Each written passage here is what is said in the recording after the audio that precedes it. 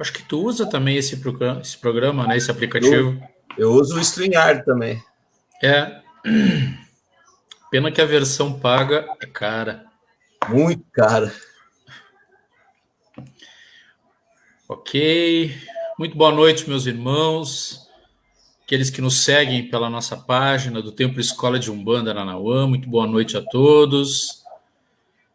Eu sou Marcos Adriano Vargas, sacerdote de Umbanda e dirigente espiritual do Templo Escola de Umbanda Nanauã, situado aqui na cidade de Cruz Alta, no Rio Grande do Sul, com sessões públicas e gratuitas nas terças-feiras. Mas, infelizmente, eu acho que o Pai Paulo também, estamos com as nossas práticas, sessões de atendimento presenciais suspensas em virtude da pandemia. Muito bem, nessa série de lives que nós estamos fazendo, hoje eu tenho a honra de receber o irmão Paulo Ludogero. É eu? Dirigente espiritual do Núcleo Umbandista e de Magia, Caboclo Fecha Certeira e Pai Manuel da Arruda, de Arruda. Isso E criador também de um canal no YouTube, né, com o seu nome, onde tem vamos dizer assim, um quadro denominado Me Fundamenta, com quase 40 mil participantes inscritos. É isso mesmo, Pai Paulo? Boa noite. É isso mesmo. Boa noite. Salve, salve, galera! Olá, pessoal do Para Sempre Umbanda, Casa de Pai Flecha Certeira e Mãe Jaciara. Tendo o espírito de Umbanda, Santa Rita de Cássia, minha mãe, minha raiz. Benção, manhinha! Eu não podia deixar de entrar num canal, principalmente ao vivo, sem dar o meu benção, manhinha, para minha mãe, né? Com certeza. Para quem cuida da minha coroa, para quem está sempre comigo, eu não podia deixar de fazer isso sempre peço a bênção à minha mãe. Eu costumo sempre dizer, Marcos, que assim, para ser um bom pai, você tem que ser um bom filho. Se você não é um bom filho, você nunca será um bom pai. O que quebra um pouco, né, algumas pessoas da modernidade que falam que você não precisa de pai de santo, não precisa de mãe de santo. Então, eu sou, sim, das antigas, sou sim de uma Umbanda um pouco mais antiga, aliado também à modernidade, mas para ser moderno eu não preciso quebrar tradição. E estou aí com um canal com quase 40 mil inscritos e estamos aí. Como é que surgiu a ideia de um quadro com o nome Me Fundamenta? Eu imagino, Pai Paulo, sejam muitos pedidos, né, de dúvida, por e-mail, em virtude disso surgiu a necessidade, até, não é só a ideia, do Me Fundamenta. Como é que surgiu essa ideia? Bom, surgiu assim, na realidade é uma pergunta bem interessante isso daí. Surgiu assim, no ano de... nós estamos em 2020, vamos lá, 2010, 2009, eu não me lembro agora, 2010, 2009, eu não me lembro o ano exato, eu não me lembro. Quando começou a sair, acabou o Orkut, né? Tinha acabado o Orkut, né?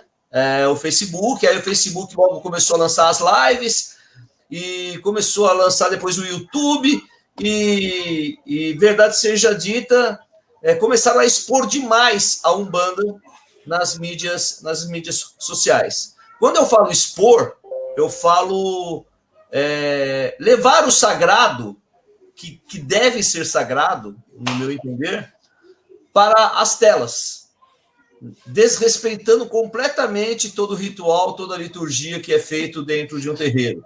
Por exemplo, filmando um amaci. Uhum. O amaci é o momento onde que todos os médios estão compenetrados, o sacerdote tem que estar compenetrado, tem que estar voltado para o sagrado. Aí você vê o cara passando com a câmera, aí todo mundo dá o tchauzinho. Quer dizer, deixou de ser sagrado para virar show. Né? 10 anos atrás isso ainda. 10 anos atrás isso daí.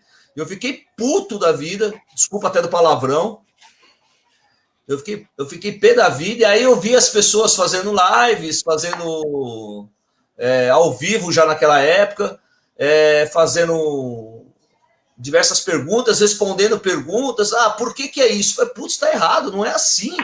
O cara respondeu o que ele quer responder, em prol do que ele quer que aconteça, está errado. Ele não pode responder em prol de uma religião ou em nome de uma religião.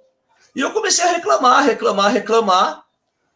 E aí, pô, a gente acaba ouvindo, né? Pô, você reclama, mas o que você faz? Putz, é verdade. Eu reclamo, mas o que eu estou fazendo? Não estou fazendo nada. Eu já tinha um canal no YouTube, mas o meu canal no YouTube eu postava mais pontos cantados, né? Eu gostava de levar os pontos cantados com a letra correta e melodia correta para todos os terreiros, para a Umbanda. E aí começou a falar, putz, beleza, então... E como que vai ser o nome do canal, o nome do programa, né? Que o canal já está lá, Paulo Ludogero. Aí eu tinha um aluno na época de teologia, que ele todas as perguntas que ele me fazia, ele falava assim, cara, eu quero que você me fundamenta isso. Porque se você não me fundamentar isso, eu não vou acreditar. Porque falar é fácil, eu sou que nem São Tomé, eu quero ver para crer. Caramba, eu gostei desse slogan, me fundamenta. Eu gostei disso. Aí eu falei com ele, falei, posso usar no programa isso daí? Não, pô, vai ser uma honra, tal. Aí eu acabei usando e surgiu o Me Fundamenta por causa disso. Respondendo as perguntas, indo contra o que todo mundo fazia. Né? Responderam as perguntas porque eles queriam e o que eles queriam. Em contrapartida, tinha, e tem até hoje, né? Tem até hoje, que é mais ou menos assim. Ah, eu te respondo isso, mas daqui para frente eu vou te cobrar um curso de R$1.000, R$500. E tem até hoje isso. É aquela, né? Passa o melzinho na boca, usa a isca para fisgar o cara e são coisas que você não precisa cobrar tão caro. As pessoas querem se enriquecer com a Umbanda mesmo. Aí eu montei o canal e falei, agora eu vou começar a responder tudo. Nossa, eu fui muito criticado. Levei muita bomba, você está acabando com a Umbanda. Eu acabando com a Umbanda, quem está acabando é vocês. Né? Vocês. Pô, você vai acabar com os cursos. Que bom, graças a Deus. Porque vocês podem fazer um curso mais barato, vocês podem fazer um curso mais acessível para as pessoas. E não ficar cobrando o preço que vocês cobram. É aí que surgiu. Pai Paulo, falou na abertura com relação à sua mãe, né, biológica e espiritual também. Biológica e espiritual. E essa questão relacionada às origens é muito, muito linda. Inclusive, o pai Adriano Camargo... Adriano Herveiro, gente boa pra caramba. Sim, devo muito a ele, meu pai espiritual. Ele diz uma coisa, e eu gosto sempre de enfatizar isso, porque eu acho importante, que é mais ou menos assim, que quem não honra a sua origem, né, os seus antepassados, as suas raízes, faz com que essas mesmas raízes apodreçam. Então, reconhecer a nossa ancestralidade, aqueles que nos precederam, os mais velhos, né, aos quais nós devemos todo o respeito, toda a tradição, toda a formalidade, e é muito bonito, e isso ajuda a conservar a Umbanda, a conservar os seus princípios. Mas a gente sabe que quem pratica a Umbanda somos nós, somos homens, né? Somos encarnados, falíveis, cada um tem a sua doutrina, o seu modo de falar e fazer a religião. Eu tenho um princípio para mim de que a Umbanda é uma só, mas tem muitas formas de nós praticarmos ela. Ora, entendendo que as 7 linhas da Umbanda é de uma forma, ora que é de outra, enfim. Mas eu penso que todos nós, ao final e a cabo, se fizermos o bem, né, em nome de Deus, em nome dos sagrados pais e mães orixás, está tudo certo. Né? E a gente vê infelizmente, muitas brigas por aí, né? O pai acabou de citar agora que foi muito atacado, foi muito hostilizado, né, por ocasião do canal. E a gente vê mesmo que, de fato, as redes sociais estão sendo utilizadas de forma, vamos dizer assim, indevida e contrário àquilo que se pretendia, né, que é levar a Umbanda, levar o conhecimento o mais longe possível. Pai Paulo, eu vejo pessoas brigando na internet por cor de vela, brigando na internet, nos grupos, né, nas redes sociais, porque o seu fundamento é melhor que o outro, enfim, isso é muito triste, né? Porque no momento que nós perdemos tempo de estar conversando sobre a religião propriamente dita, sobre a sua essência, a gente gasta esse mesmo tempo aí discutindo sobre questões que nós não vamos chegar ao consenso nenhum. Mas, enfim, essa é a minha modesta opinião sobre esse tema, sobre essa questão. E um ponto que eu queria falar com o irmão, e nós falamos antes de iniciar, é sobre Umbanda para crianças, né? É esse o título mesmo? É Axé Mirim, Doutrina Umbandista para Crianças. Axé Mirim. Eu comprei esse livro, hein? Nós pretendíamos implementar esse tipo de ensino na nossa casa, mas depois houve uma mudança interna muito grande e nós acabamos não fazendo. O que levou o irmão a fazer esse tipo de projeto? E já de antemão, meus parabéns, né? Foi uma bela iniciativa. Como é que veio essa ideia, essa iniciativa? Bom, é uma história linda. O Axé Mirim, eu falo que é a minha menina dos olhos azuis, né? O Axé Mirim é que também sofreu ataque, viu? É? Opa, eu vou chegar lá, sofreu ataque. Tá? Aqui também. Nós tínhamos no nosso terreiro os pais, as mães, né? E os filhos. E os filhos todos crianças. Rapaz, eu tava ficando louco com aquelas crianças. Ficava andando para lá, para cá, para lá, para cá, para lá, para cá. E o preto velho que trabalha comigo, o pai Manuel de Arruda, ele sempre disse, eu quero a criança aqui dentro, né? Eu quero a criança trabalhando aqui dentro.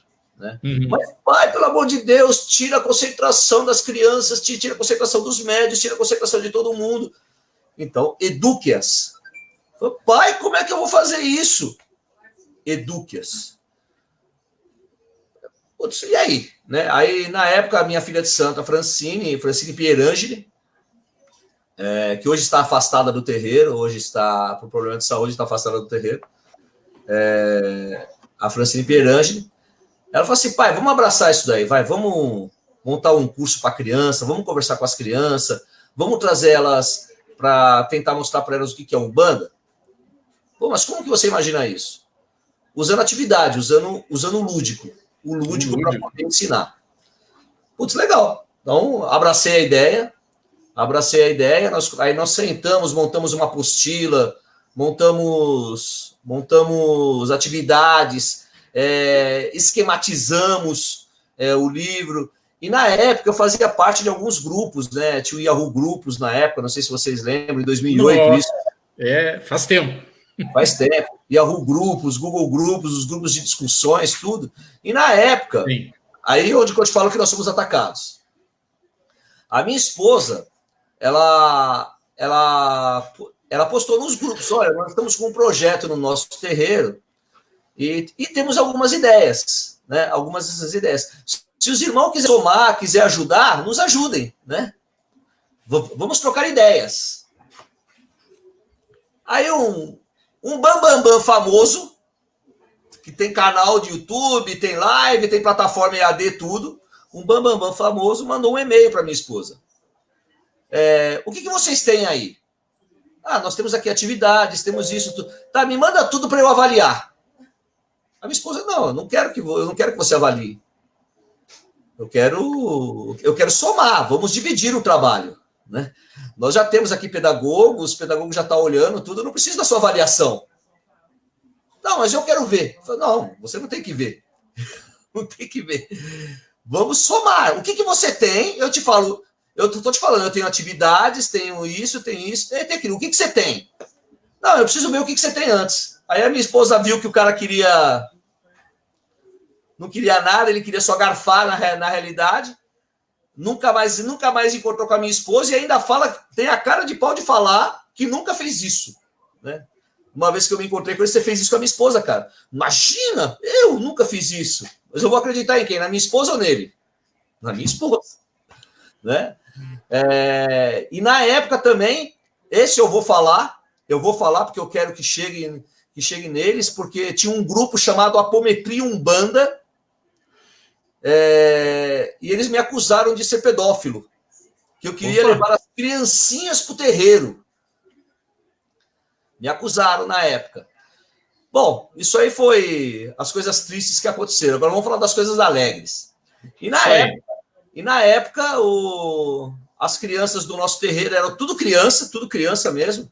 Tinha umas 5, 6 crianças no terreiro para lá. E nós queríamos fazer alguma coisa para nós, para o nosso terreiro. Para o nosso terreiro. Não era o terreiro de ninguém, não era para ninguém. Não era para o nosso terreiro que nós queríamos fazer.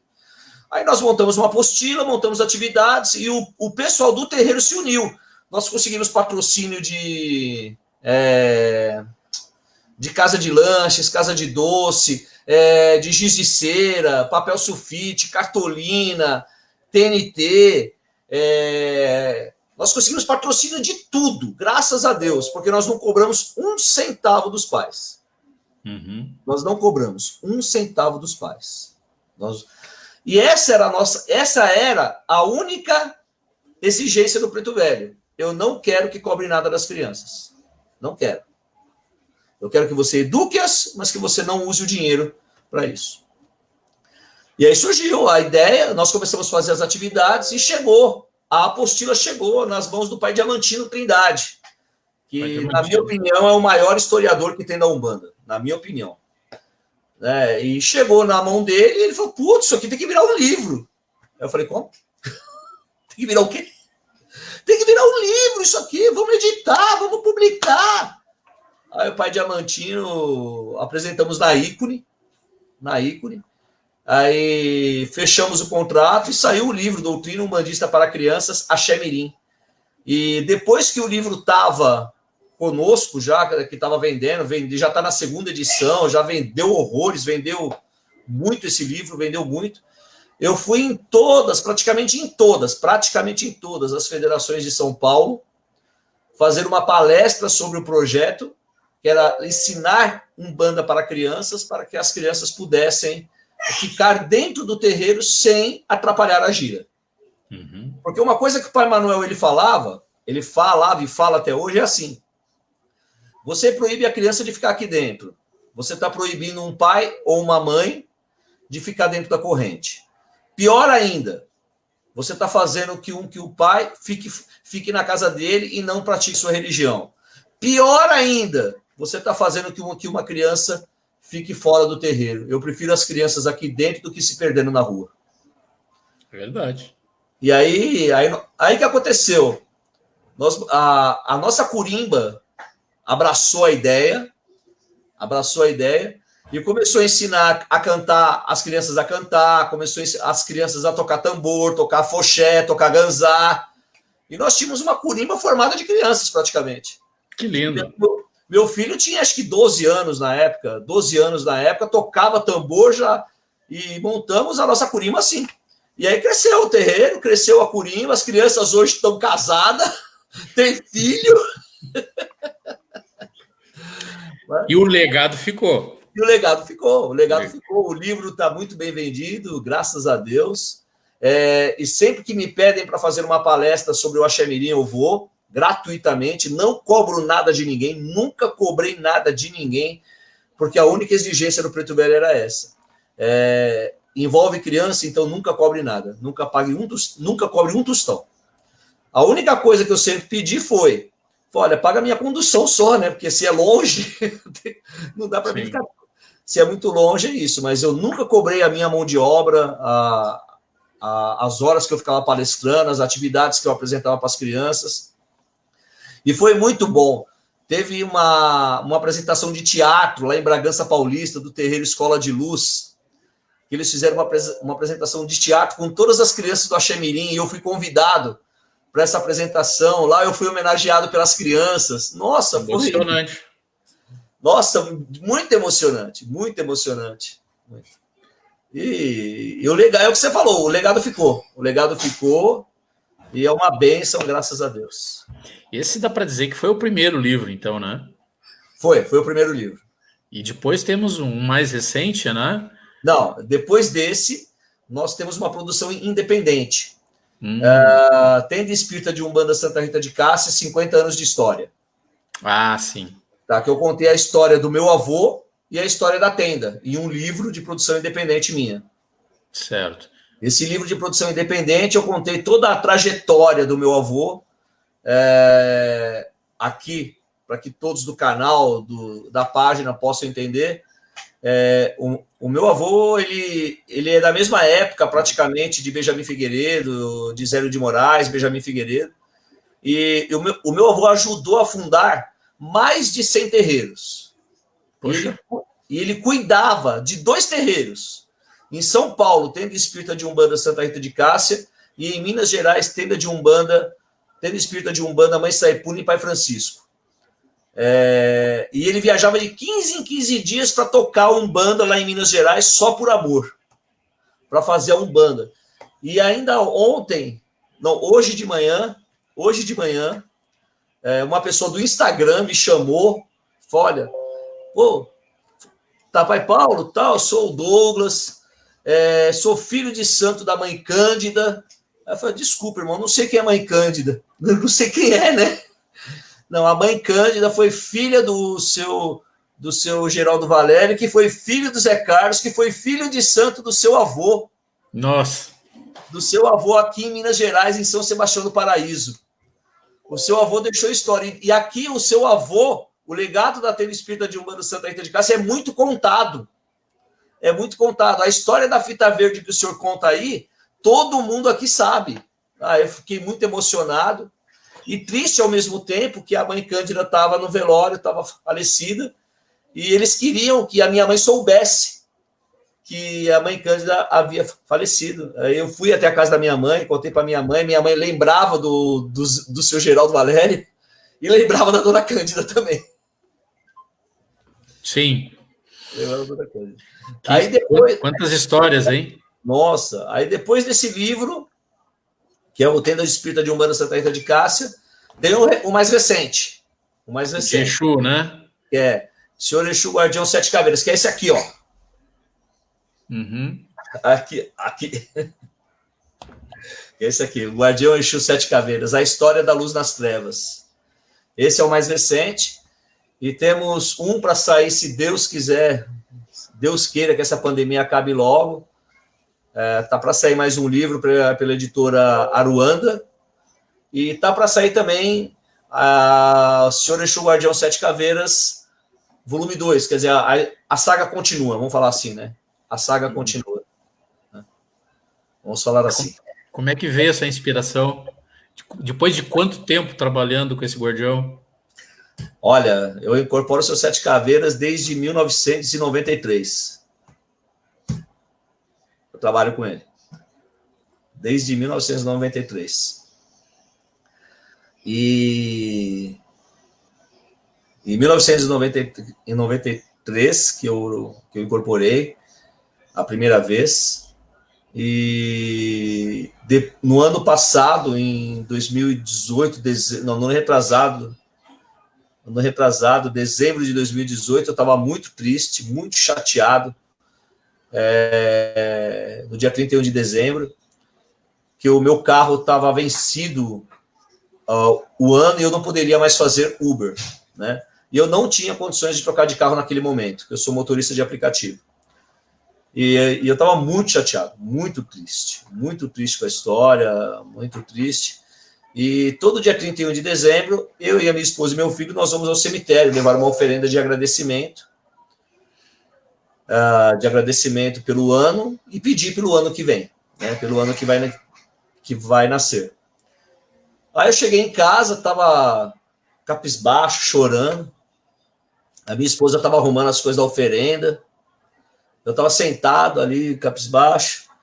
Aí eu senti a presença dele e ele me chamou, né? O que você tem? Falei, Exu. Comecei a conversar com ele. Exu, tô triste por causa disso. Chorei a minha vida toda para ele, né? Como se ele não soubesse, na realidade. Aí ele falou, tá, levanta logo e vai no cemitério que tô te esperando. Eu falei, puta que pariu. Chorei as minhas pitangas, chorei minhas mágoas pro Exu, e ele fala, levanta e vai pro cemitério fazer oferenda. Eu falei, é Exu sendo Exu, né? É Exu sendo Exu, né? Eu falei, caraca, mano, eu fiquei pé da vida. Aí a gente foi... Vamos para lá, vamos pro cemitério. Nós somos no cemitério, arriamos a oferenda, agradecemos, rezamos, fizemos tudo direitinho, voltamos para casa e a minha esposa aí começou a fazer os comes e bebes, né, do final do ano, que a gente sempre come, né?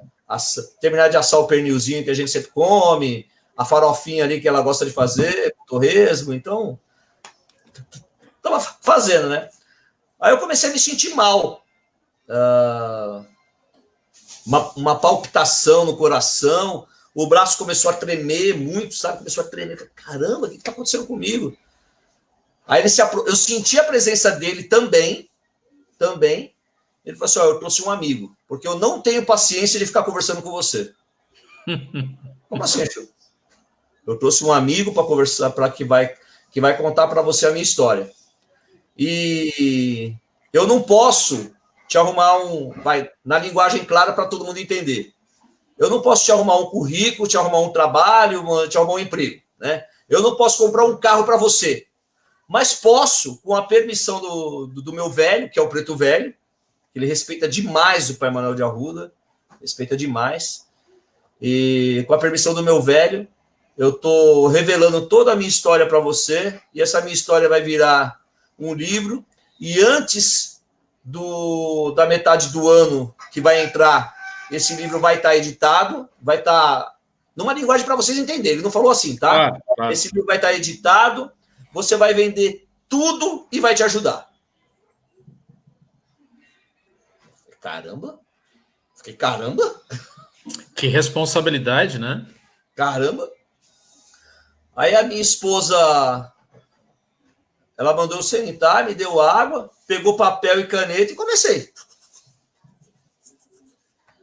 Eu comecei no dia 31 de dezembro de 2018. No dia 20 e pouco de janeiro já tinha acabado o livro. 20 e pouco de janeiro. Já tinha acabado de escrever o livro. Aí é aquela, como é que eu vou apresentar isso para uma editora? Né? Aí naquela semana, a editora Darda tinha entrado em contato comigo pelo Messenger. Na mesma semana que eu tinha acabado o livro. Pai Paulo, nós acompanhamos o seu trabalho. Eu não sei se o senhor gostaria de escrever um livro e lançar pela nossa editora. Falei, tá, eu estou vendo aqui, depois a gente volta a conversar. Porque eu queria terminar o livro. Eu não tinha terminado ainda, né? Eu não ia falar que tinha e que não tinha o livro. Aí passou uma semana, né? Terminei. Aí a minha esposa deu uma lida para ver, né? Nós digitamos.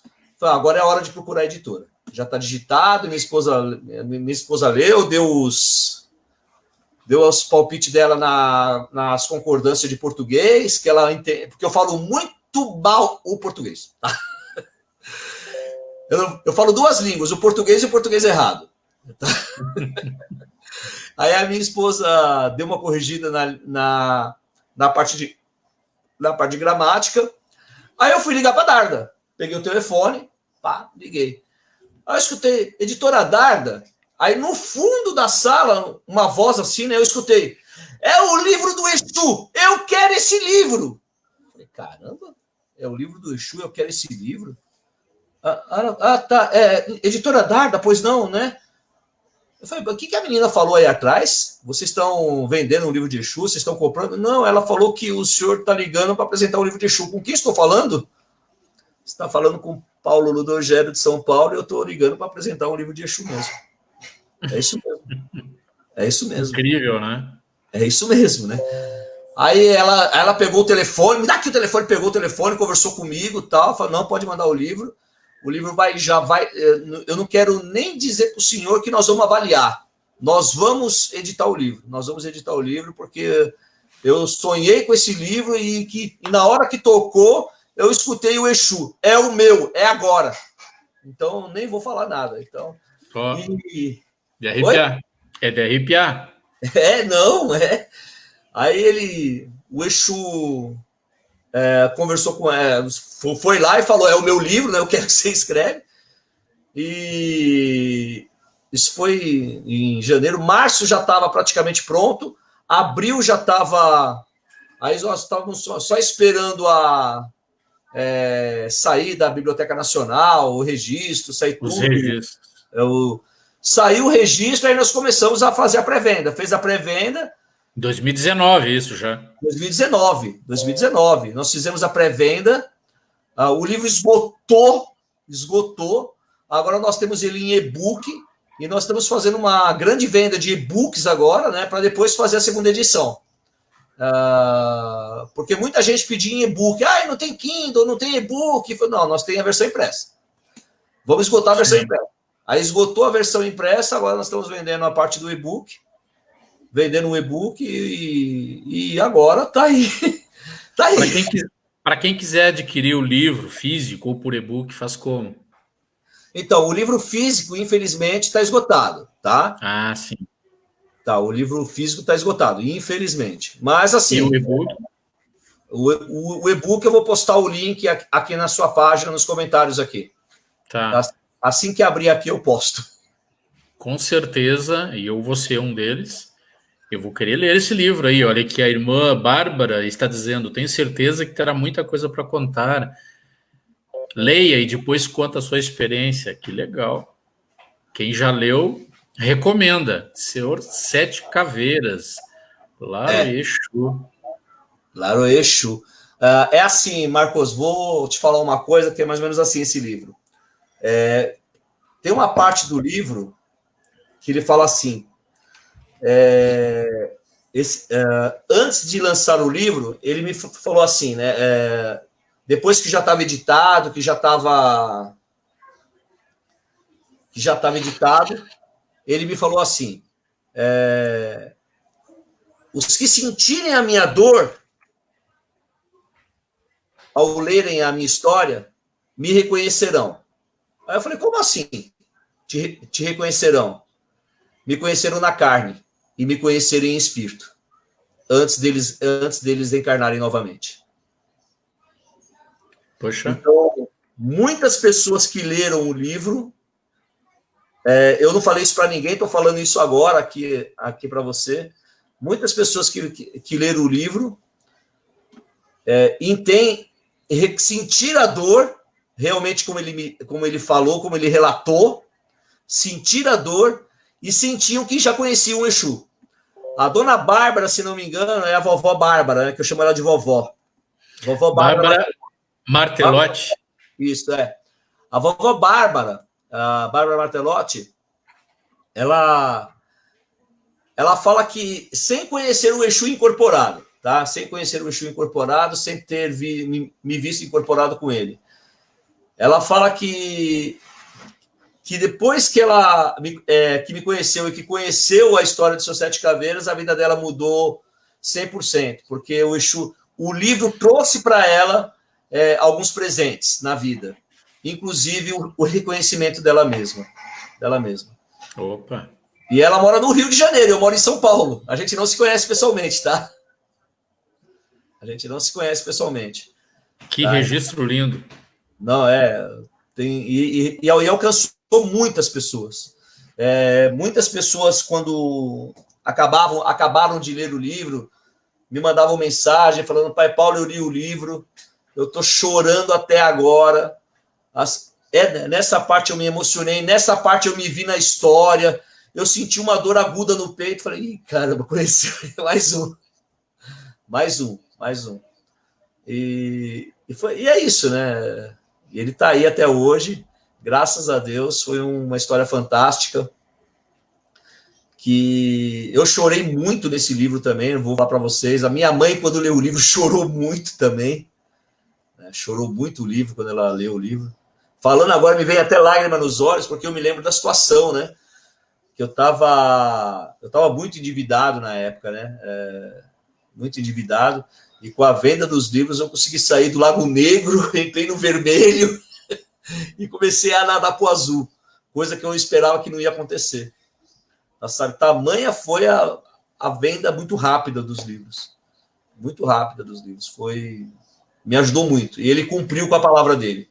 Ele falou que ia me ajudar muito, que ia me ajudar. Esse livro, então, não ajudou só o Pai Paulo, ajudou todos aqueles que leram também a experiência, né, de vida e morte, vamos dizer assim, desse guardião. Sim. Ajudou muitas pessoas. Interessante. E aqui estão perguntando, comprou o carro ou não comprou, afinal? Não, mas já está encaminhado. Eu acabei não comprando o carro. Eu acabei não comprando o carro no ano de 2019. mas porque que eu estava conversando com a minha esposa que nós demos prioridades para arrumar outras coisas, né?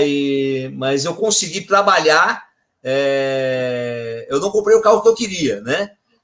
Mas consegui trabalhar e esse ano estava prevista, né, antes da pandemia, a troca do carro e a melhora das coisas. É que a coisa melhorou muito nesse aspecto das finanças, né, com a venda do livro, que nós acabamos abrindo até outros projetos até. Eu continuei trabalhando no Uber porque era a minha receita principal e era a minha receita principal antes da pandemia. E nós começamos a fazer outros projetos em casa, né? Outros projetos. Eu trabalho com marketing digital, eu vendo agora infoprodutos, então eu fiz alguns cursos de marketing digital, então acabei me envolvendo, coisa que eu não tinha condições, porque se eu fosse comprar um curso, eu tinha que escolher entre comprar o curso e fazer alguma coisa em casa, entendeu? Sim. Entendeu? O livro me ajudou bastante, me ajudou muito mesmo. Se nós falássemos em escrever livro de psicografia dentro da Umbanda, vamos lá, 30 anos atrás, era totalmente inconcebível, né, Pai Paulo? Porque era algo praticamente inerente ao kardecismo, ao espiritismo, e isso está muito presente agora na nossa religião. A gente percebe que tem muitos irmãos que estão escrevendo, graças a Deus, trazendo a história dos seus guardiões, trazendo a história, e é muito comum, tem sido comum, principalmente os Exus, né, os nossos guardiões, trazerem essas histórias lindas de vida, de morte, de sofrimento, de aprendizado, sobretudo de aprendizado, para nós entendermos o que a gente vive aqui hoje, né? Que tudo que a gente faz aqui tem uma relação de causa e efeito, o que vai acontecer, vamos dizer assim, do lado de lá. E isso é uma experiência única e está engrandecendo a nossa religião. Porque, como eu disse, não se concebia há uns anos atrás, aí pelo menos 20, 30 anos atrás, falar em obra psicografada, né?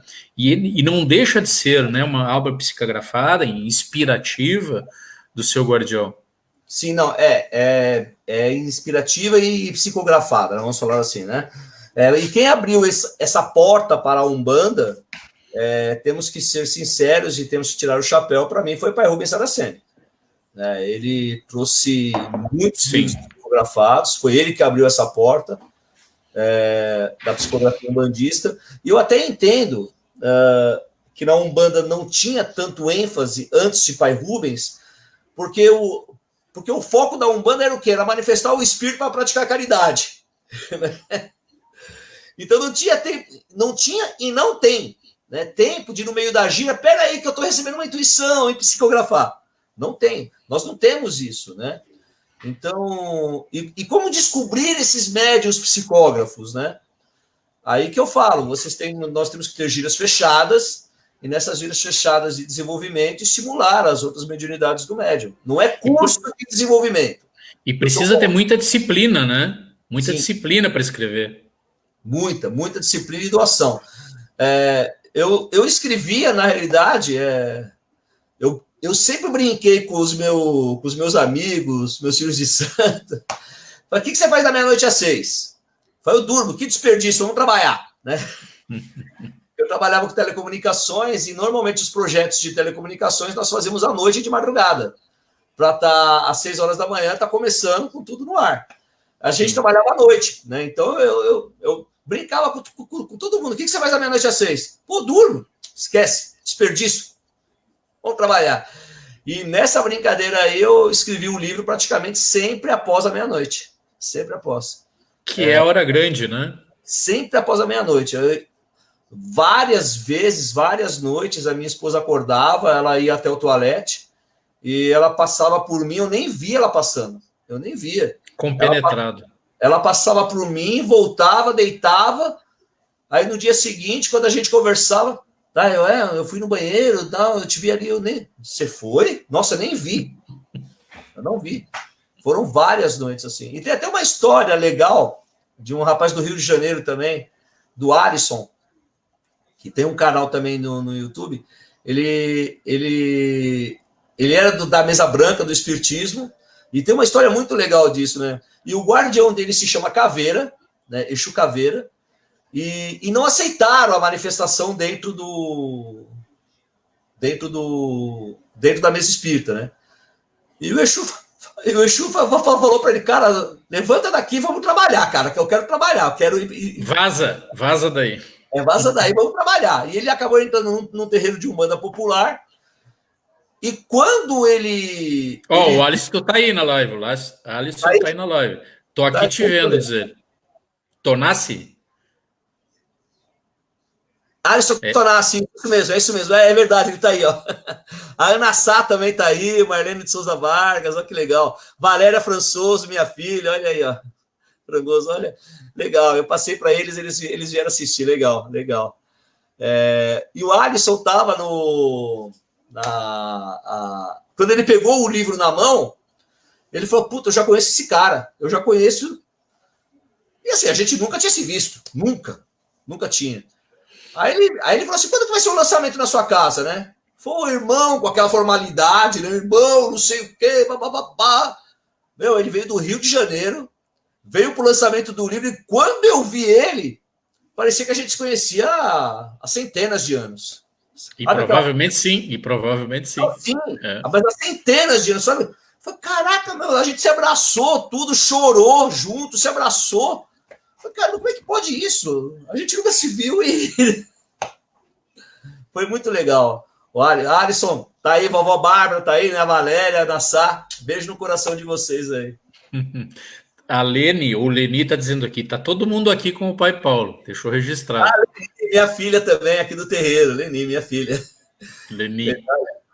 Legal. Quero registrar também a presença na live aqui da minha mãe, biológica, carnal, Marlene de Souza Vargas. Beijão, mãe. Beijo no coração. Dá um beijo manhã pra ela, rapaz. Benção, manhinha. Isso. E pegou, né? Como pegou o benção, manhinha? Pegou. Tem que registrar, pai Paulo. Não, imagina.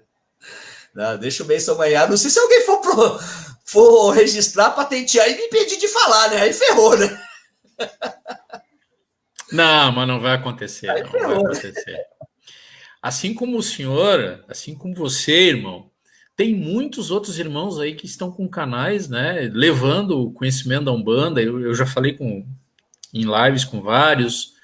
E isso realmente tem levado a Umbanda mais longe, porque a gente sabe que a Umbanda não está, infelizmente, ainda em todos os lugares, em todas as cidades.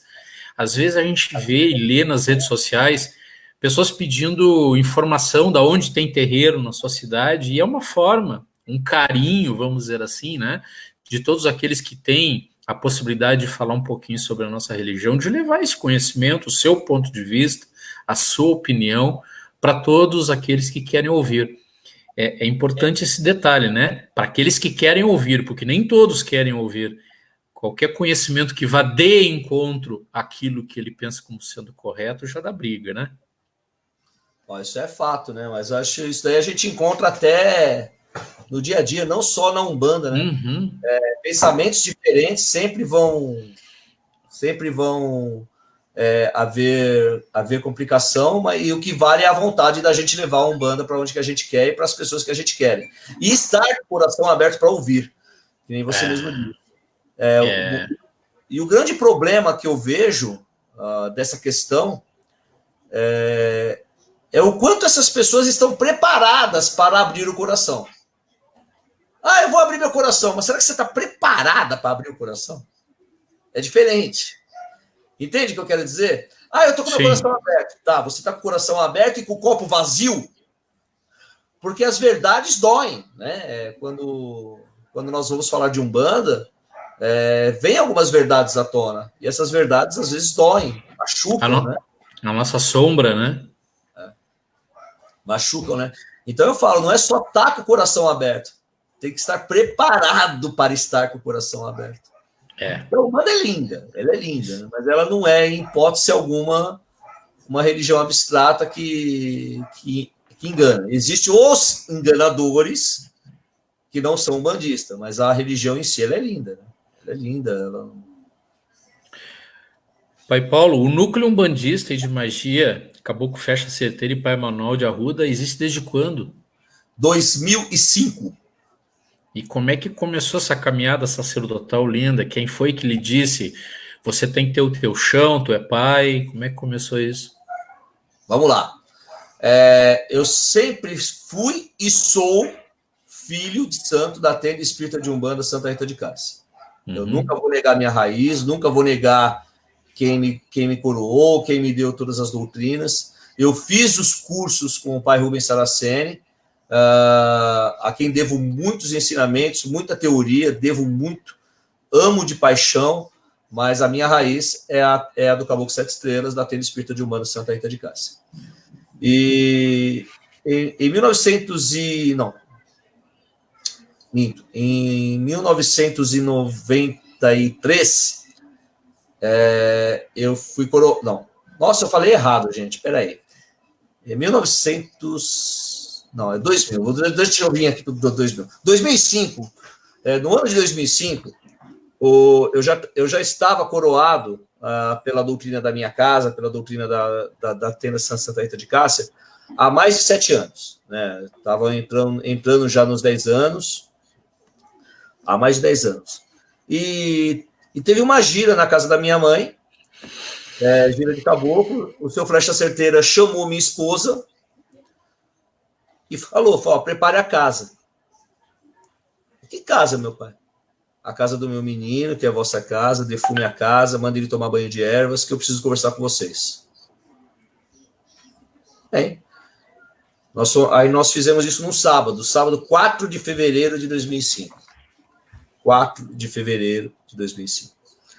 E aí nós defumamos a casa, eu avisei a minha mãe, falei, mãe, o senhor Flecha Certeira falou, meu filho, você já tem, se ele pediu, né? Vamos ouvir, ouve o guia, vê o que ele quer conversar lá. Tá. Aí ele se manifestou na nossa casa, defumamos toda a casa, tomei o banho de ervas, a Kátia tomou banho de ervas, meu filho tomou banho de ervas, nos preparamos, fizemos o que tem que ser feito. Firmamos a esquerda, tudo. Ele se manifestou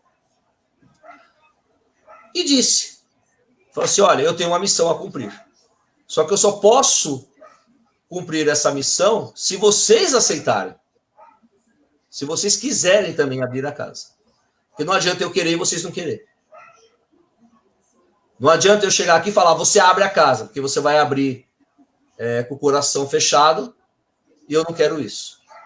Eu quero que você abra com o coração aberto. Então, por isso que eu sou meio contra quando as pessoas falam assim, eu abri o terreiro porque o guia mandou. Eu falei, o guia mandou, mas você também queria. Claro. O guia manda, mas você tem que querer, senão ele respeita a sua vontade. Não sei se você me entende, Marcos, o que eu quero dizer. Perfeitamente. Ele respeita a sua... O livre-arbítrio é nosso, gente. É nosso. Não tem isso de falar assim, o guia mandou, eu tenho que fazer. Não. Ele mandou, sim. Agora, a partir do momento que você assume um compromisso sacerdotal, aí é outras coisas. Você está assumindo, não envolve, não é mais só a sua vida. É a vida de outras pessoas. Aí não é assim, vou fechar porque eu quero. Não é assim também. Porque você já tem outras responsabilidades. Aí ele se manifestou, conversou com a minha esposa, ela falou, vou ter que conversar com o seu menino, a gente não tem espaço, a gente não tem condições de alugar uma casa, não tem condições de isso, de aquilo, tudo. Aí ele olhou para esse ambiente aqui, onde nós estamos aqui, na sala. Aqui está perfeito. Mas, meu pai, a nossa sala está perfeito. Começa assim, normalmente começa assim. Aqui está perfeito. Mas, meu pai, não tem espaço. Mas você já tem muitos filhos? Já tem gente? Arreda os móveis e vai ser aqui. Foi mais ou menos isso. Aí ele falou, tudo bem, nós vamos ter que conversar com a mãe. Converse com a mãe. E converse com a mãe e você fala que eu falei. Porque acabou que Iracema já sabe. Né? A mamãe não sabe, mas a minha chefe já sabe. Uhum. Então tá. E tá, tudo bem. Então, nós vamos fazer a primeira gira. E quando que o senhor quer a primeira gira? Daqui 30 dias. E seria 4 de março de 2005. E 4 de março, aí nós nos preparamos, eu fui falar com a minha mãe falou, meu filho, que felicidade, você recebeu o chamado.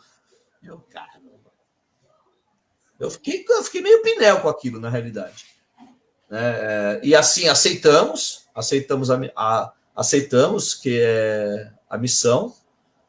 E 4 de março de 2005, nós abrimos a nossa primeira gira, com a presença da minha mãe, a presença do meu irmão, de alguns irmãos de santo. Abrimos a primeira gira aqui. Na sala. Nessa sala, e nós montamos o altarzinho aqui, nessa direção. Aqui. Nessa direção nós montamos o altarzinho, aqui. Montamos o altar, e o altar era móvel, né? Porque assim, desmontava e botava aqui na sala, tirava os móveis, era assim. E ficamos assim 1 ano. E aí começou aquela, né? Nós vamos ficar assim pro resto da vida, né? Porque, imagina, eu vou ter filho de santo, vou ter isso, aquilo. Aí nós batíamos uma vez por mês. Na primeira vez que nós começamos a bater, veio um. Estava passando, entrou um assistente, entrou outro, escutou o barulho, escutou o canto, entrou. Acabamos atendendo pessoas. No outro mês, todo mês, toda última sexta-feira, eu vou vir. E vinha mesmo. Como é que eu faço para fazer parte da corrente? Como é que é? Você quer ser filha de santa aqui? A gente não tem espaço. Mas eu quero conversar com vocês. E foi. Aí, 1 ano assim, aqui, batendo 1 mês, a última sexta-feira, o pai Manuel de Arruda incorporou, e aqui, ó, nesse cantinho aqui, assim, ó, aqui nesse cantinho, ele falou para minha esposa assim: nós vamos ficar aqui, nesse ambiente, mais meio ano. E vocês vão tocar toda a primeira e última sexta-feira do mês.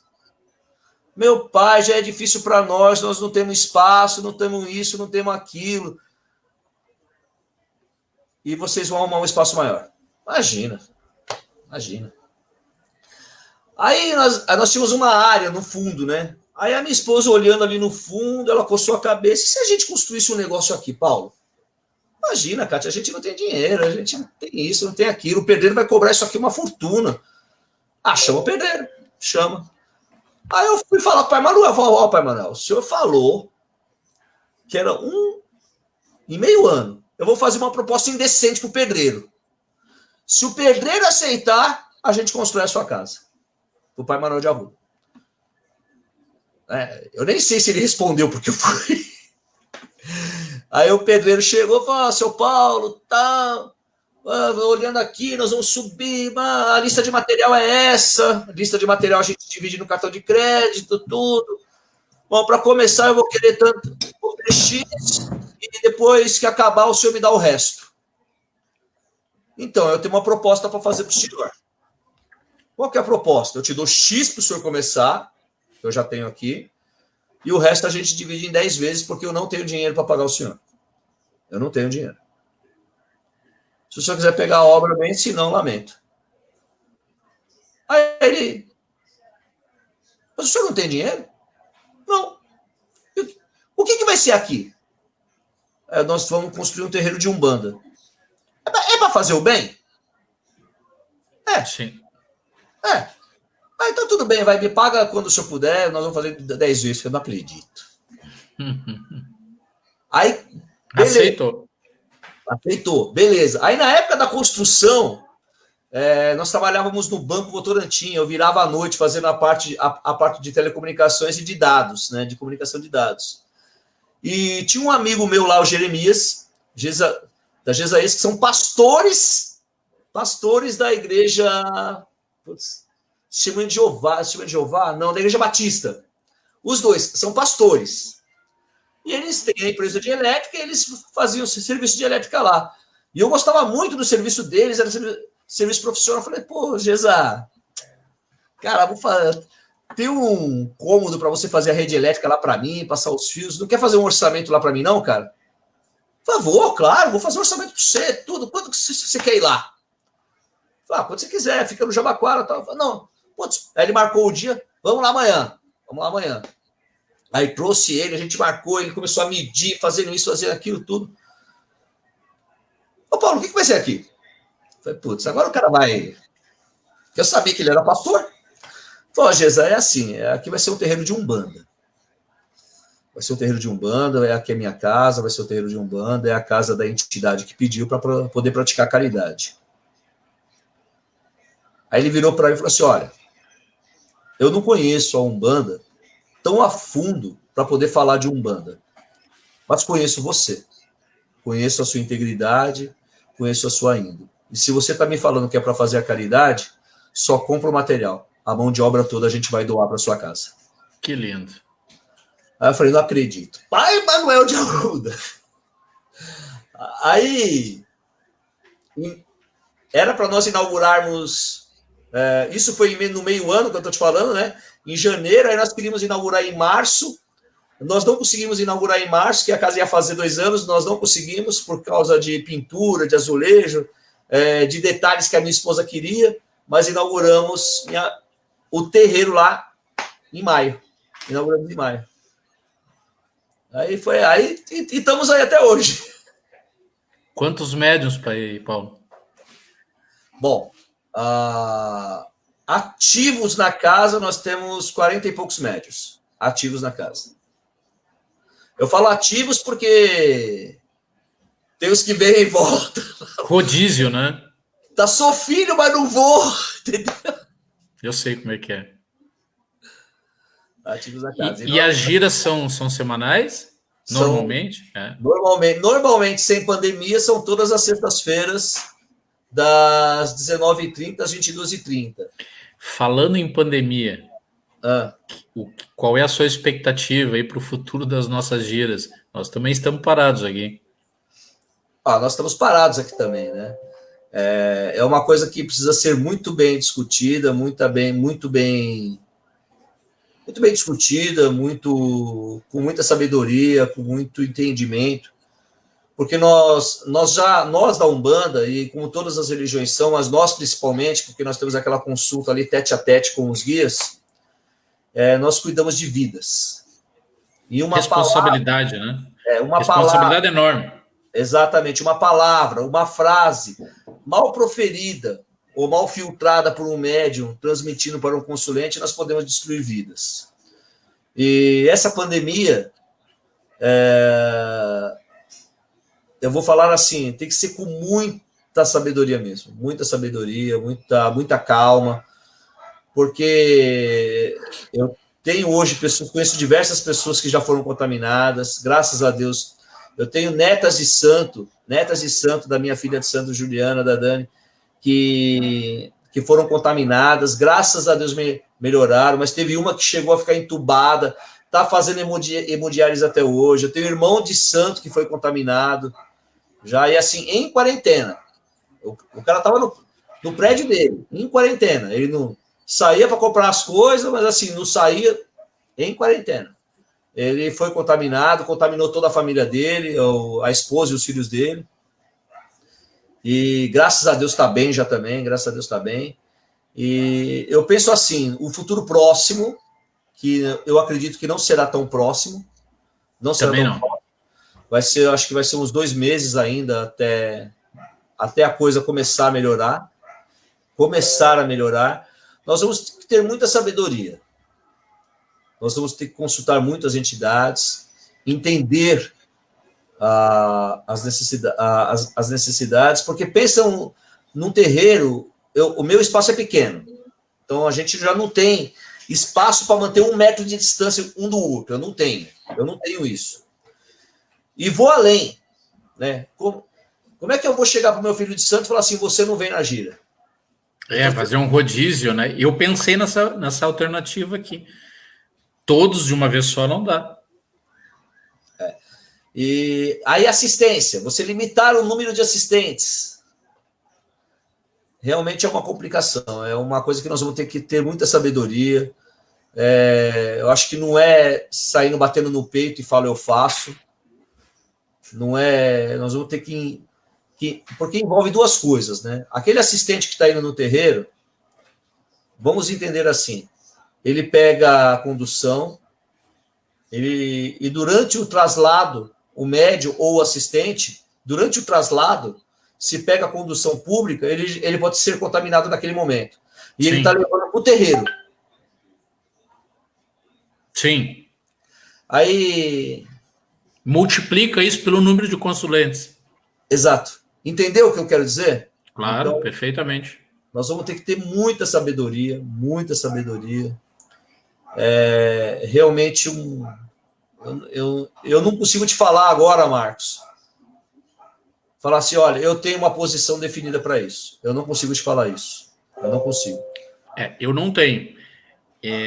Se me permite, até a semana passada, junto com a minha esposa, que também é dirigente da casa, a gente pensou em retornar gradativamente os atendimentos. Não, minto, não os atendimentos, mas o desenvolvimento mediúnico. E limitando, fazendo um rodízio de médiums, poucos de cada vez, mas nesse momento nós não tínhamos nenhum caso na minha cidade, aqui no Rio Grande do Sul, que é Cruz Alta. No fim de semana seguinte, que foi esse agora que passou, 2 casos. Eu acho que agora vai começar a aumentar, porque muitas pessoas não eram testadas, irmão. O que está acontecendo agora. E às vezes as pessoas estão assintomáticas e estão transmitindo, a gente não sabe. E dentro de um terreiro, o contato, não tanto o contato, mas estar perto do guia, o preto velho pegar na mão, isso é algo muito comum, né? E as pessoas, o consulente faz questão de chegar perto do guia, da entidade. E eu não consigo imaginar um preto velho, um caboclo ainda usando máscara para fazer atendimento. Né? Nem eu. Então eu acho que, por enquanto, acho que tão cedo, da forma como vinha acontecendo antes, nós não vamos ter condições de voltar. São Paulo com muito mais razão, né? Porque a quantidade de casos é muito grande. No Brasil, eu vi um estudo hoje que o número de mortos já se aproxima ao da China, que é de onde veio. Na realidade, ultrapassou a China. E se nós formos, se a gente considerar que a quantidade de habitantes lá é muito maior que aqui, é um número preocupante ao extremo. Então nós temos sim muita responsabilidade com os nossos filhos, com os nossos médios, com os nossos consulentes, com a nossa comunidade religiosa, porque imagina você ir lá receber um axé do caboclo do preto velho e sair contaminado. Ninguém tem essa intenção, né, de transmitir, mas é possível. Sim. Não, ela é possível, sim. E aquela, né? Aí é onde que eu falo, a responsabilidade sacerdotal do chefe de terreiro, do dirigente. Sim. É se preocupando com a comunidade também. E não só eu quero fazer minha gira. Né? Exato. Você tem que se preocupar com o todo nesse momento. É com o todo. Eu, sinceramente, Marcos, eu não tenho uma posição definida. Eu queria muito mesmo, de coração, acordar amanhã de manhã e falar, encontrar uma vacina, sabe? Previsão para setembro, parece. Já estão. Hoje a mídia já divulgou alguma coisa que talvez a partir de setembro já comece a vir alguma coisa. O Alisson é médico. Se ele tiver ainda aí, ele pode falar alguma coisa. O Alisson é médico. Vamos lá, Alisson. Ele é médico. Não sei se ele está aí ainda, se ele viu. Acho que sim. O Alisson é médico. Então, eu vejo assim, né? Eu queria muito mesmo, acordar amanhã de manhã com aquela notícia no Facebook, notícia no Instagram, os jornais dando aquela manchete, encontrar a vacina e a vacina já foi testada e está dando ok. Que aí sim, nós poderíamos nos programar e falar, vai voltar tudo ao normal tal data, né? Uma programação mais... Mas por enquanto não dá, né? Não dá. Então hoje, o que acontece?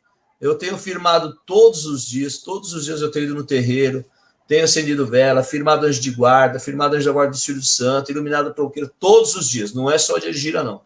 Todos os dias eu tenho feito isso. Eu tenho filhos de santo que trabalham na linha de frente, na área da saúde, e no começo foi muito punk, e agora está mais punk ainda, porque agora está começando... atingiu o pico, né? Se não me engano, agora que atingiu um dos picos que eles falam, né? Segunda onda, né? Dizem por aí. Então, o primeiro pico já foi, né? É agora. E vai vir um segundo pico, que é a segunda onda. E realmente eles estão muito preocupados. Então, é triste.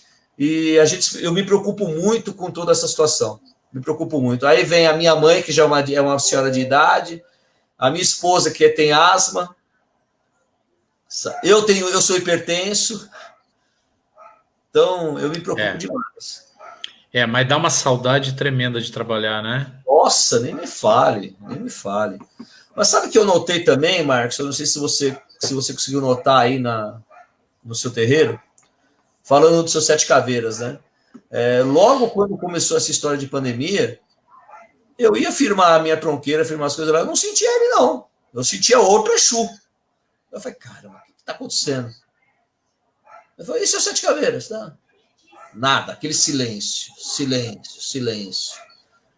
Aí numa das vezes que o Preto Velho se manifestou para passar algumas orientações, ele falou que seus 7 caveiras tinha sido requisitado pela espiritualidade superior para trabalhar nesse momento que assola o planeta. Aí eu falei, como assim, né? Eu pensando comigo, depois... E eu, né? E eu? Daí perguntou, e eu? Tô sozinho? Não tô, né? Porque teve outro Exu. Mas ele foi designado com a falange dele para ir ajudar. E eu quis entender isso melhor.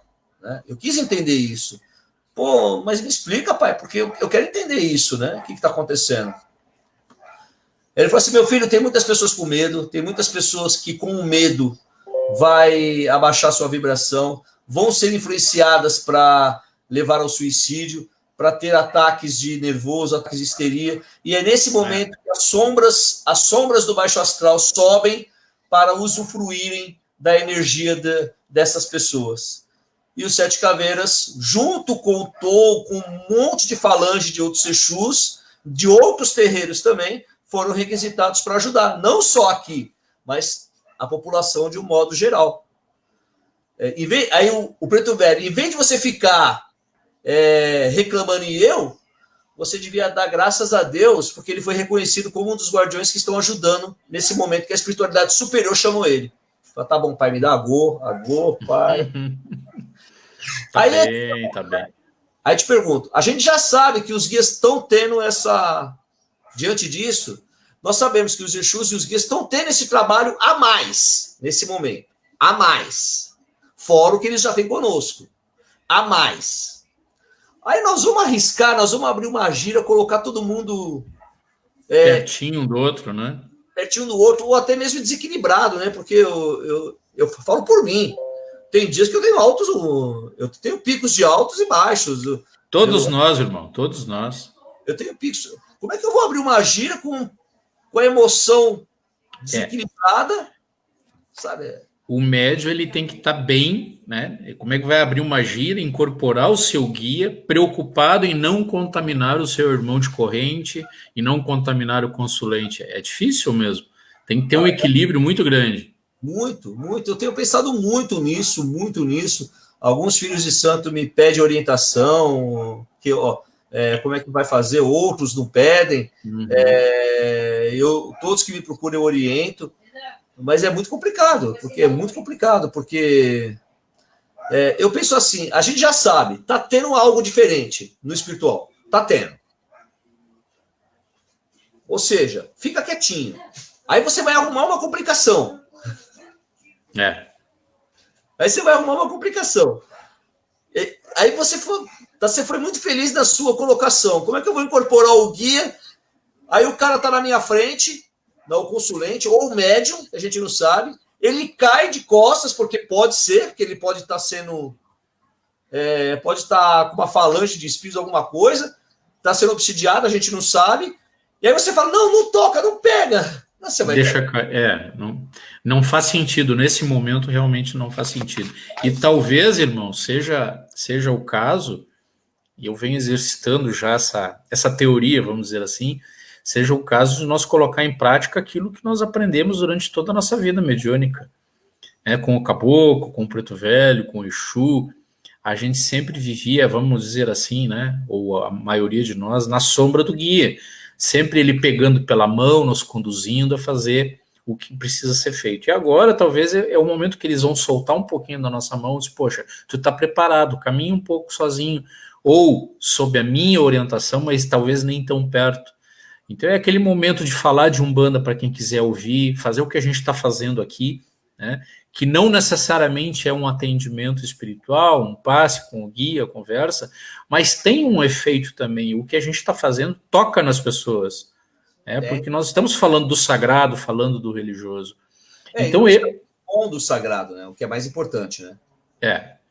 Então eu acho que é um momento da gente, de fazer uma Umbanda um pouco repaginada, diferenciada, não sei a palavra que se adequa, mas no sentido de fazer cada um manter os seus cultos individuais, as suas firmezas, os seus preceitos, fazer talvez cultos coletivos, já se tem alguma coisa por aí, vão se cultuar determinado orixá, mas cada um na sua casa.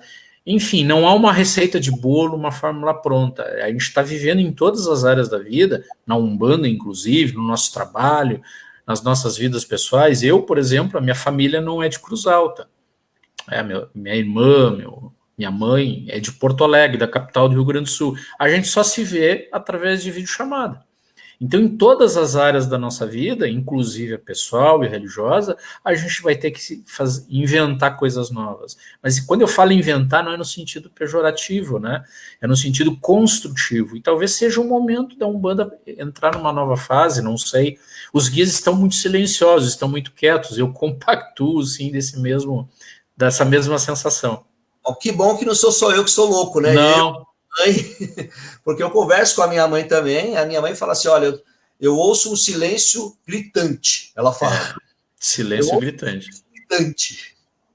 É por aí. E esse silêncio gritante é incrível, né? Vamos ser sinceros, gente, é um momento ímpar, é um momento que nós nunca presenciamos, nunca vivemos. Talvez os nossos avós, os nossos pais mais velhos vivenciaram algo parecido na Segunda Grande Guerra, né, na Segunda Guerra Mundial, né, talvez viveram algo parecido, a gente não sabe.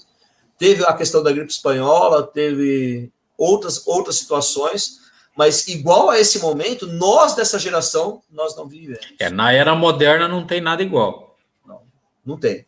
Teve uma influência, mas não foi tão alto como isso agora.